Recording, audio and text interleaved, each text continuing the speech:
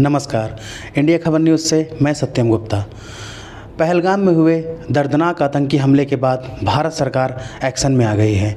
भारत सरकार के द्वारा कुछ महत्वपूर्ण राजनयिक कदम उठाए गए हैं, जिसमें सर्वप्रथम सबसे महत्वपूर्ण राजनयिक कदम सिंधु जल समझौते को स्थगित कर दिया गया है और साथ ही अटारी चेक पोस्ट को बंद कर दिया गया है। भारत में रह रहे पहले से पाकिस्तानी नागरिकों को 48 घंटे के अंदर देश छोड़ने के लिए भी बोला गया है और पाकिस्तानी नागरिकों को भारत आने से प्रतिबंधित कर दिया गया है और पाकिस्तान में भारत के उच्चायुक्त को बंद करने का भी आदेश दे दिया है और भारत में पाकिस्तान उच्चायुक्त को भी बंद करने का आदेश दे दिया गया है और 7 दिनों के अंदर पाकिस्तानी उच्चायुक्तों को भारत से बाहर जाने के लिए बोल दिया गया है। विशेषज्ञों की माने तो भारत सरकार ने जो यह कदम उठाया उसमें सबसे अहम कदम सिंधु जल समझौता है। आज हम इस एपिसोड में सिंधु जल समझौते के बारे में बातचीत करेंगे।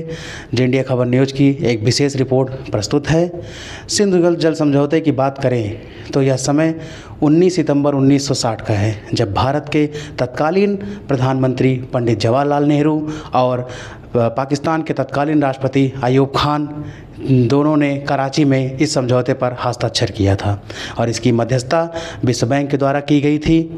सिंधु जल समझौते की ज़रूरत इसलिए पड़ा क्योंकि भारत और पाकिस्तान के बीच सिंधु नदी जल तंत्र के जल बंटवारे के बीच विवाद चल रहा था और जिस सिंधु नदी जल तंत्र की बात करें तो इसमें 6 नदियाँ शामिल हैं: चेनाब, झेलम, सतलज, रावी, ब्यास और सिंधु नदी। और इन नदियों के वर्गीकरण में पश्चिम और पूर्वी तरह से हैं। पश्चिमी नदियों में सिंधु, झेलम और चेनाब नदी शामिल है और पूर्वी नदी में रावी, सतलज और ब्यास नदी शामिल है। इस समझौते के आधार पर भारत पश्चिमी नदियों का केवल 20% उपयोग घरेलू, कृषि और विद्युत उपयोगों के लिए कर सकता था। वहीं 80% जल पश्चिमी नदियों का पाकिस्तान यूज करता है और पूर्वी नदी के जलों पर भारत का एक अधिकार है। और विशेषज्ञों की माने तो भारत सरकार के द्वारा उठाया गया यह कदम अत्यंत ही महत्वपूर्ण है, जिसका भुगतान पाकिस्तान को तो करना ही पड़ेगा। इसकी समस्याएं पाकिस्तान के सामने आने वाली हैं। जैसे कहा जाए तो सिंधु नदी जल तंत्र पाकिस्तान के लिए लाइफलाइन का कार्य करती है। इस वक्तव्य का कारण भी है क्योंकि पाकिस्तान की अधिकांश जनसंख्या की प्यास सिंधु नदी जल तंत्र के द्वारा ही बुझती है।